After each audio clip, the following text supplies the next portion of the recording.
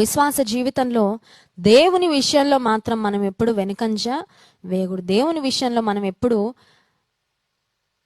2 సార్లు ఆలోచించాల్సిన అవసరం లేదు. ఈ లోకరీతిగా మనం ఏదైనా పనులు చేయాలంటే 1కి 10 సార్లు ఆలోచించుకొని నిర్ణయాలు తీసుకోవడం మంచిదే. కానీ దేవుని ఆరాధించడంలో, దేవుని స్తుతించడంలో, దేవునికి ఇవ్వడంలో, దేవుని కొరకు పని చేయడంలో, దేవుని రాజ్యంలో ఇన్వెస్ట్ చేయడంలో సెకండ్ టైం అసలు ఆలోచించాల్సిన అవసరము లేదు. అది భార్యకు వచ్చిన తలంపు, భర్తకు వచ్చిన, బిడ్డలకు వచ్చిన సమర్పణ పూర్వకంగా దేవుని కొరకు నీవు చేయవలసిన ఏ కార్యమైనా please don't hesitate to take some good decisions for the lord.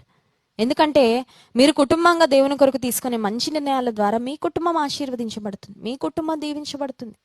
దేవుడు ఎవ్వరి కష్టాన్ని ఉంచుకోడు. నువ్వు ఆరాధిస్తే దేవుడు నిన్ను ఆశీర్వదించకుండా ఉంటాడా?